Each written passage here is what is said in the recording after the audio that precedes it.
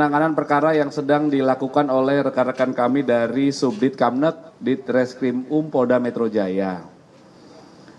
Update kegiatan penyelidik yang dilakukan kemarin hari Senin tanggal 7 Juli 2025 dari 7 orang saksi yang rencana akan dilakukan klarifikasi oleh Subdit Kamnet, 6 diantaranya telah hadir memenuhi panggilan atau undangan, memenuhi undangan dari penyelidik dalam rangka klarifikasi terkait peristiwa yang dilaporkan dan yang sedang didalami. Dari ke-6 saksi yang telah diklarifikasi tersebut, rata-rata mengalami proses klarifikasi selama 1,5 jam hingga 2 jam lebih sedikit.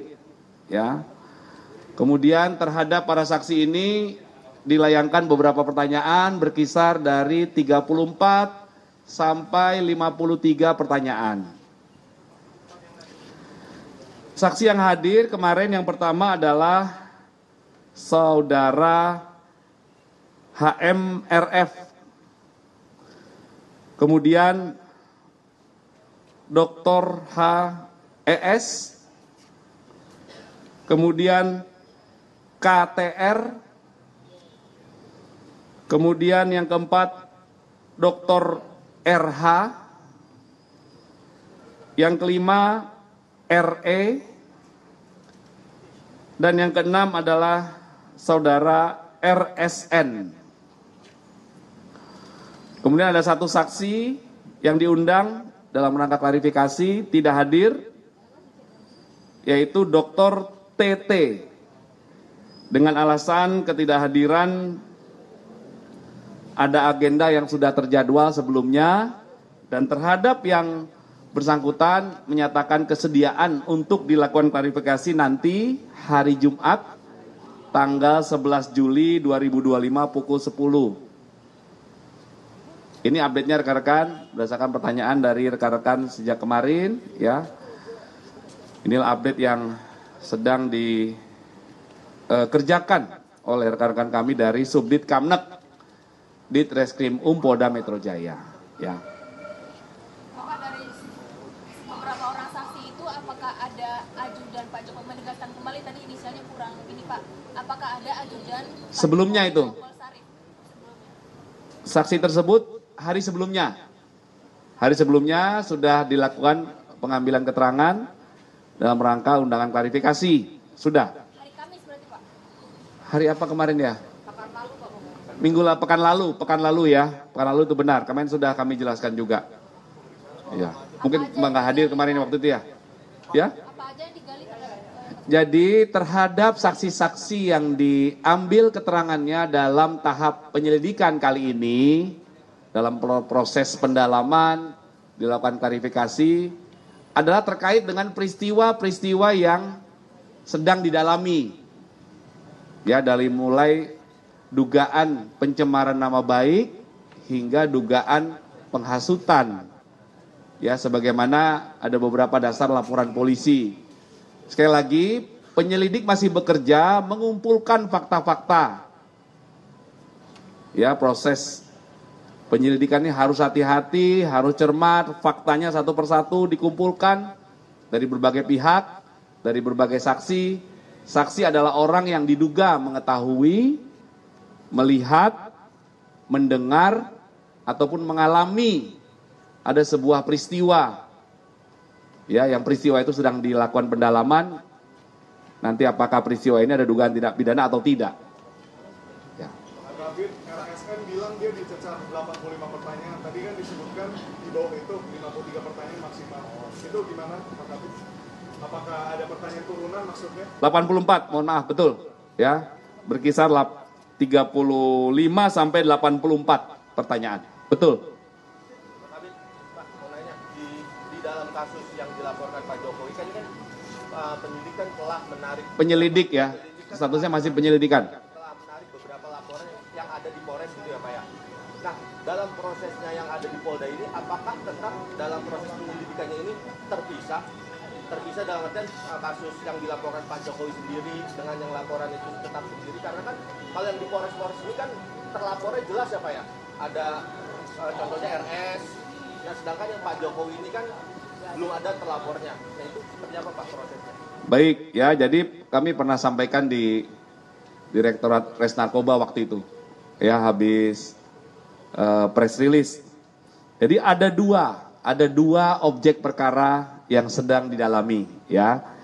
Yang pertama, objek perkaranya adalah dugaan tindak pidana fitnah yang diketahui dari akun media sosial dengan tuduhan pelapor, ya, pelapornya saudara Insinyur HJW, ya, dengan tuduhan pelapor memiliki ijazah S1 palsu, skripsi palsu, berikut lembar pengesahannya. Ini objek perkara peristiwa pertama yang didalami, yang ada pelapornya, namun terlapornya masih dalam penyelidikan. Kemudian ada objek perkara pidana kedua, ya, dugaan tindak pidana penghasutan itu. Ada beberapa LP yang ditarik, itu yang pernah kami sampaikan. Jadi dua objek perkara inilah yang dikumpulkan fakta-faktanya dalam tahap penyelidikan.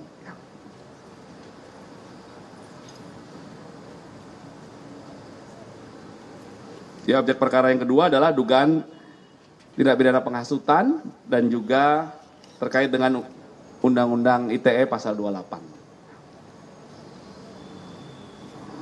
Jadi ada dua peristiwa besar yang didalami. Itu ya, jadi rekan-rekan harus juga memahami ada dua peristiwa itu.